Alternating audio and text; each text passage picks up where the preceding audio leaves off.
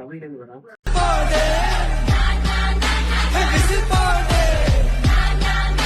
Hi friends, நம்ம கேத்துல பாத்தீங்கன்னா திரும்பி ஒரு 100 தான் டெலிவரி கொடுக்க போறோம்.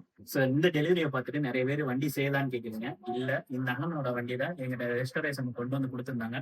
டோட்டலா இது ஒரு ஸ்டாக் கண்டிஷன்ல இருந்துச்சு. செகண்ட்ஸ்ல தான் பர்ச்சேஸ் பண்ணிருக்கீங்க. செகண்ட்ஸ்ல பர்ச்சேஸ் பண்ணிட்டு உங்க வீடியோ எல்லாம் பார்த்துட்டு கொண்டு வந்து கொடுத்துருந்தாங்க. இதுக்கு ரொம்பவே நாங்க டைம் எடுத்துக்கிட்டோம். அதே மாதிரி வண்டி முடிஞ்ச பிறகு அண்ணன் வர்றதுக்கு டைம் ஆயிடுச்சு.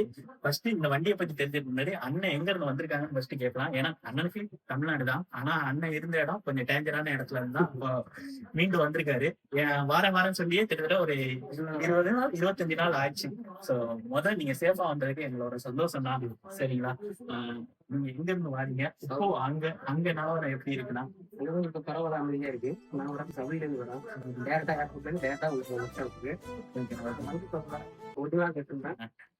மெரூன் கலர் கேட்டிருந்தீங்க. வித்தது ஃபுல்லாவே நம்ம இதுல சோ நீங்க கேட்ட மாதிரியே நம்ம பண்ணி கொடுத்தாச்சு. இன்னும் கொஞ்சம் டைம் எடுத்திருந்தோம். ஏன்னா பேர்ஸுக்காக தான் நாங்க நிறையவே டைம் எடுத்திருந்தோம். ஏன்னா நான் கொண்டு வரும்போது ஃப்ரேம்ல இருந்து ஸ்கிராப் தான்.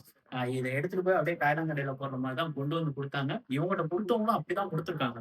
ஆனா நாங்க இதை ஒரு பிராண்ட் நியூவா இந்த அண்ணனுக்கு டெலிவரி கொடுத்ததுல ரொம்ப ரொம்ப சந்தோஷம். சரிங்களா? உங்களுக்கு இதே மாதிரி ரெஸ்டரேஷன் ஒர்க்னா கொஞ்சம் டைம் கொடுங்க. டைம் கொடுத்தீங்கன்னா உங்களோட வண்டியோட அவுட்புட்டும் சரி, உங்களோட என்னோட ஒர்க்கும் சரி நீட்டா நான் உங்களுக்கு பண்ணி தரதுக்கு நான் ரெடியா இருக்கேன். தேங்க்யூ. Keep supporting.